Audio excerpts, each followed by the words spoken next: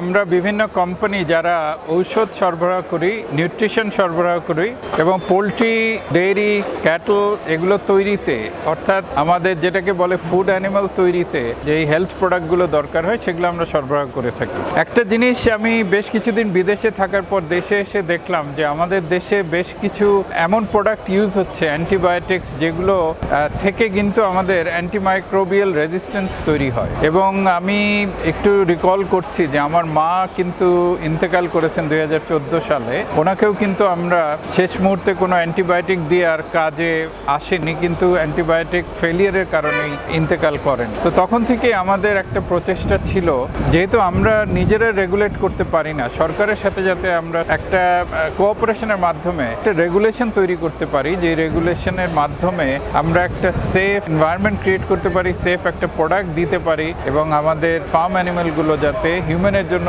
Safe declared হয়। আপনারা জানেন প্রতিটা প্রোডাক্টেরই, বিশেষ করে অ্যান্টিবায়োটিক অথবা এই ধরনের থেরাপিউটিক প্রোডাক্টের একটা উইথড্রল পিরিয়ড থাকে এবং এই উইথড্রল পিরিয়ডটা মানা হচ্ছে কিনা সেটা কিন্তু আমরা রেগুলেট করতে পারি না, কিন্তু আমরা কোঅপারেট করতে পারি সরকারি সংস্থাগুলোর সাথে যারা এগুলো রেগুলেশন করবে। তো এই দিক থেকে আমরা সরকারের সাথে সবচেয়ে বেশি কাজ করছি এখন, বিশেষ করে শুধুমাত্র ব্যবসার ক্ষেত্রেই যেই জটিলতার ব্যাপারে কাজ করছি, এছাড়াও আমরা যাতে লং টার্ম একটা প্রোডাক্টে ইউজ করা যায়, লং টার্ম যাতে আমাদের একটা হেলথ কনসিয়াস এনভায়রনমেন্ট তৈরি করা যায়, এই ব্যাপারে আমরা কাজ করছি। আমাদের মেম্বারদেরকেও এই জিনিসগুলো আমরা উদ্বুদ্ধ করার জন্য কথাবার্তা বলছি। আমরা বিভিন্ন সায়েন্টিফিক সেমিনার করি এবং এই যে আজকে বাংলাদেশ সেফ ফুড অথরিটির সাথে যে কথাবার্তাগুলো বলছি, এই কারণেই কিন্তু আমরা চাচ্ছি সবাই মিলে যাতে আমরা একটা অ্যাওয়ারনেস ক্রিয়েট করতে পারি, সেই অ্যাওয়ারনেসের কারণে যাতে সরকারও আমাদের সাথে হাত মিলিয়ে যাতে যৌথভাবে একটা ভালো রেগুলেশন তৈরি করতে পারে।